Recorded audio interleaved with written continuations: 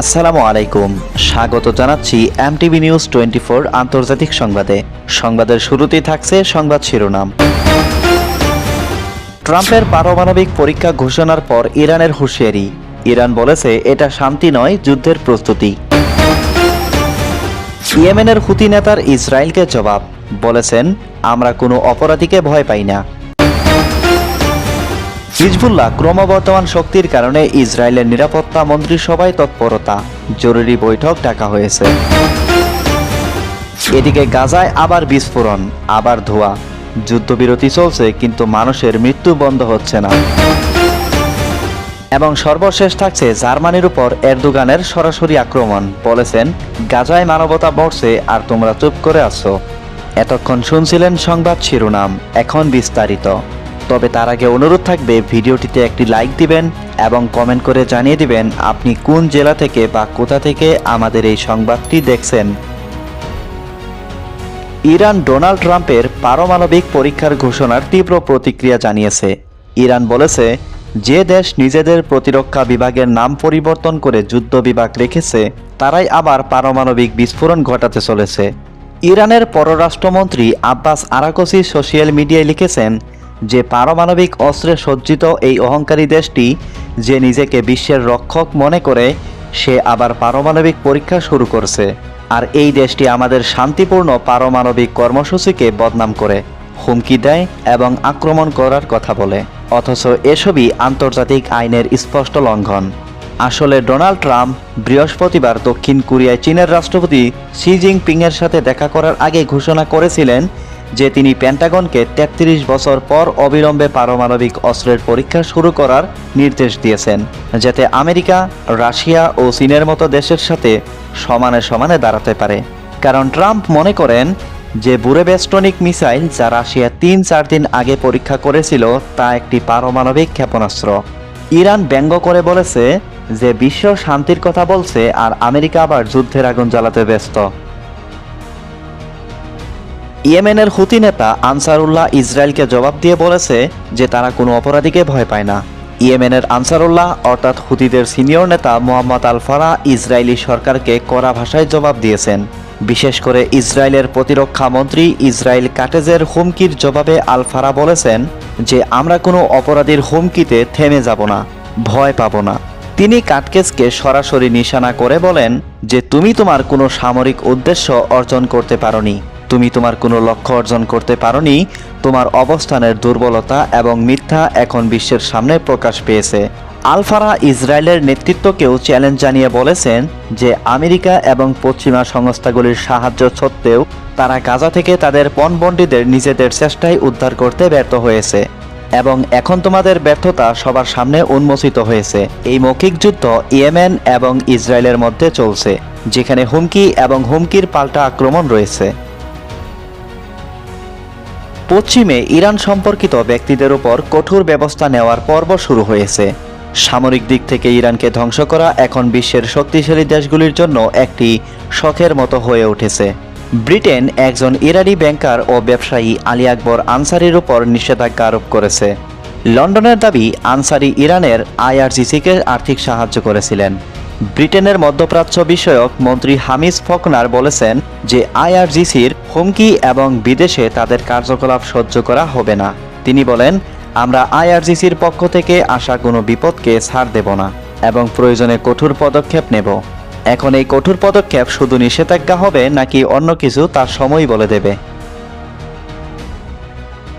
ইসরায়েলে আলোচনা চলছে যে হিজবুল্লাহ আবার শক্তিশালী হচ্ছে এবং এই নিয়ে ইসরায়েলের তৎপরতা বেড়েছে। এটা কি সত্যি নাকি আইডিএফ লেবাননে বড় ধরনের হামলা চালানোর জন্য কোনো নাটক তৈরি করছে? আগামী কয়েকদিনের মধ্যেই তা পরিষ্কার হয়ে যাবে। তবে এটা স্পষ্ট যে লেবাননে বড় কিছু ঘটতে পারে। এই খবরটি শুনলেই আপনারা এর আন্দাজ করতে পারবেন। 31শে অক্টোবর প্রকাশিত খবর অনুযায়ী বৃহস্পতিবার রাতে ইসরায়েলের নিরাপত্তা মন্ত্রিসভার একটি গুরুত্বপূর্ণ বৈঠক অনুষ্ঠিত হয়েছে। বৃহস্পতিবার রাতে লেবাননের হিজবুল্লাহকে নিয়ে গুরুত্বপূর্ণ বৈঠক হচ্ছে।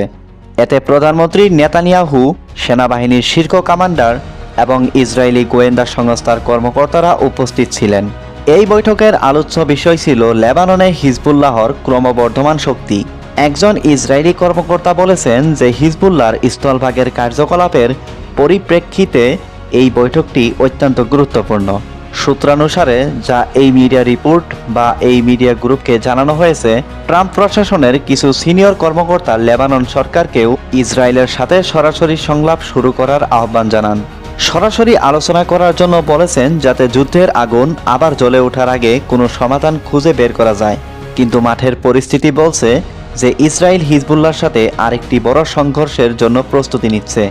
মনে রাখবেন, গত কয়েকদিন ধরে লেবাননে হামলা ক্রমাগত বেড়েই চলেছে। প্রতিটি দিন যাওয়ার সাথে সাথে হামলা বাড়ছে। ট্রাম্পের ঘোষণায় বাড়ছে পরমাণু যুদ্ধের সংখ্যা। যুক্তরাষ্ট্রের জাতীয় নিরাপত্তা নীতিতে বড় পরিবর্তনের ইঙ্গিত দিয়ে পারমাণবিক পরীক্ষা চালানোর পরিকল্পনার কথা ঘোষণা করেছেন দেশটির প্রেসিডেন্ট ডোনাল্ড ট্রাম্প।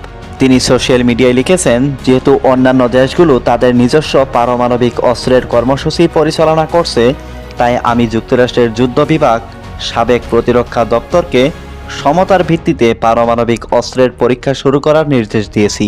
বিশ্বজুড়ে পারমাণবিক অস্ত্রধারী রাষ্ট্রগুলো নিয়মিতভাবে পারমাণবিক উপাদান বহন সক্ষম অস্ত্রের যেমন ক্ষেপণাস্ত্র পরীক্ষা করে থাকে। 1990 দশকের পর থেকে শুধুমাত্র উত্তর কোরিয়া পারমাণবিক অস্ত্রের পরীক্ষা চালিয়েছে। তাদের সর্বশেষ পরীক্ষাটিও ছিল 2017 সালে। প্রেসিডেন্ট ডোনাল্ড ট্রাম্পের এই ঘোষণার পর হোয়াইট হাউস বিষয়টি নিয়ে কোনো স্পষ্ট বার্তা দেয়নি। ফলে এটা পরিষ্কার নয় যে ট্রাম্প পারমাণবিক অস্ত্র সরবরাহ ব্যবস্থা যেমন ক্ষেপণাস্ত্র পরীক্ষা করতে চান, নাকি তিনি পারমাণবিক অস্ত্রের বিস্ফোরণ ঘটিয়ে পরীক্ষা করতে চান। নিজের পোস্টের মন্তব্যে ট্রাম্প আরও যোগ করেছেন যে এই পারমাণবিক পরীক্ষাগুলো কোথায় চালানো হবে সেই স্থানগুলো পরে ঘোষণা করা হবে। বিশেষজ্ঞদের মতে বিশ্বে যখন পারমাণবিক অস্ত্র প্রতিযোগিতার স্পষ্ট লক্ষণ দেখা যাচ্ছে, তখন এই ধরনের পরীক্ষার ঘোষণা সেই প্রতিযোগিতাকে আরও উস্কে দেবে। কোনো বিশেষজ্ঞ মনে করেন না যে যুক্তরাষ্ট্রই এই প্রতিযোগিতাকে ত্বরান্বিত করছে, তবে তারা এটাও বলছেন যে বিশ্ব ক্রমবর্ধমান পারমাণবিক হুমকির সম্মুখীন। কর্নেগি অ্যান্ড ওমেন্ট ফর ইন্টারন্যাশনাল পিসের ফেলো জেমি ওয়াং বলেছেন, উত্তর কোরিয়া ছাড়া পারমাণবিক অস্ত্রধারী রাষ্ট্রগুলো কয়েক দশক ধরে পারমাণবিক পরীক্ষা চালায়নি। তাই উদ্বেগ রয়েছে যে এই ঘোষণার প্রভাব অন্যদের উপরও পড়বে। তিনি বলেন, এটি একটি উদ্বেগজনক মুহূর্ত। যুক্তরাষ্ট্র, রাশিয়া এবং চীন এমন একটি পর্যায়ে প্রবেশ করছে যা একটি সম্ভাব্য অস্ত্র প্রতিযোগিতার দিকে নিয়ে যেতে পারে। যুদ্ধবিরতি মানছে না ইসরায়েল। গাজায় একের পর এক প্রাণঘাতী হামলা। যুদ্ধবিরতি সত্ত্বেও ফিলিস্তিনের স্বাধীনতাকামী সশস্ত্র সংগঠন হামাস নিয়ন্ত্রিত গাজায় একের পর এক হামলা চালিয়ে যাচ্ছে ইসরায়েল। বৃহস্পতিবার 30 অক্টোবর কাতার ভিত্তিক সংবাদ মাধ্যম আল জাজিরার প্রতিবেদনে বলা হয়েছে, গাজার উত্তরাঞ্চলে ফের প্রাণঘাতী হামলা চালিয়েছে ইসরায়েল। আল শিফা হাসপাতালের বরাতে বলা হয়েছে, গাজার বেইত লাহিয়া এলাকায় বুধবার সন্ধ্যায় বিমান হামলা চালিয়েছে ইসরায়েলি বাহিনী। এতে অন্তত 2 জন নিহত হয়েছে। তবে ইসরায়েল দাবি করেছে যে তারা এমন একটি জায়গায় হামলা চালিয়েছে যেখানে অস্ত্র মজুত করা হচ্ছিল এবং এটি তাদের সেনাদের জন্য ছিল হুমকির শরৎ।